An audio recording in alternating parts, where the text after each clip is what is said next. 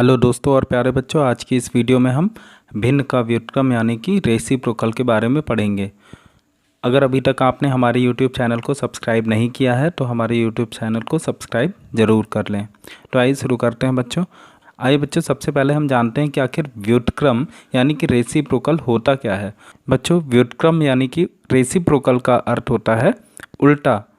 बच्चों, ये एक तीर है जिसका अगला भाग ऊपर की ओर है। अगर हम इस तीर के अगले भाग को नीचे की ओर कर दें तो ये वाला तीर इस वाले तीर का व्युत्क्रम यानी कि उल्टा हो जाएगा। ये दोनों ही तीर एक दूसरे के व्युत्क्रम या रेसिप्रोकल हैं। इसी प्रकार बच्चों, जब किसी भिन्न के अंश को हर के स्थान पर और हर को अंश के स्थान पर लिख देते हैं यानी कि भिन्न को उल्टा कर देते हैं, तो हमें इस प्रकार भिन्न का व्युत्क्रम यानी कि रेसिप्रोकल मिल जाता है। आइए इसको एक उदाहरण से समझते हैं। यहाँ पर एक भिन्न 2/3 लिखी है जिसका अंश 2 और हर 3 है। इस भिन्न 2/3 के अंश और हर के स्थान अगर आपस में बदल दिए जाएं तो हमको 3/2 भिन्न मिल जाएगी।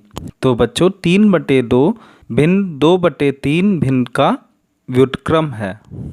इस प्रकार बच्चों, हम किसी भी भिन्न के अंश और हर के स्थान आपस में बदलकर उस भिन्न का व्युत्क्रम ज्ञात कर सकते हैं। बच्चों, भिन्न के व्युत्क्रम को मल्टीप्लिकेटिव इन्वर्स या गुणात्मक प्रतिलोम भी कहते हैं। बच्चों, 4/5 भिन्न का गुणात्मक प्रतिलोम यानी कि व्युत्क्रम 5/4 है।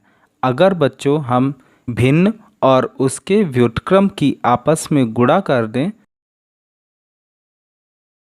इस प्रकार हमको 1 प्राप्त हो जाता है। इस प्रकार बच्चों, किसी भी भिन्न और उसके व्युत्क्रम की गुणा करने पर हमें सदैव 1 प्राप्त होता है। अब आइए बच्चों, इन भिन्नों के व्युत्क्रम ज्ञात करके देखते हैं।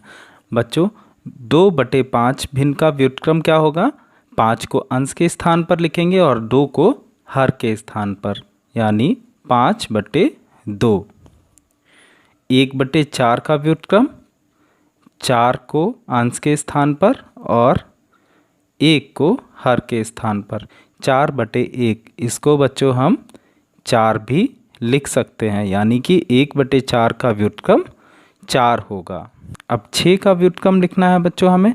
6 एक पूर्ण संख्या है और हमें पता है पूर्ण संख्या के हर में सदैव 1 होता है, तो 6 का व्युत्क्रम हो जाएगा 1/6।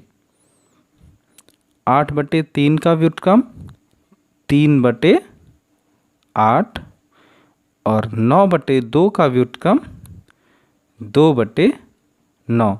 तो बच्चों, बहुत ही आसान है किसी भी भिन्न का व्युत्क्रम यानी कि रेसिप्रोकल ज्ञात करना। बस भिन्न के अंश को हर में लिख देते हैं और हर को अंश में लिख देते हैं और हमको दी गई भिन्न का व्युत्क्रम प्राप्त हो जाता है। बच्चों, एक बात ध्यान रखेंगे, अगर भिन्न 1 से बड़ी है तो उसका व्युत्क्रम 1 से छोटा होगा, और अगर भिन्न का मान 1 से छोटा है तो उसके व्युत्क्रम का मान 1 से बड़ा होगा।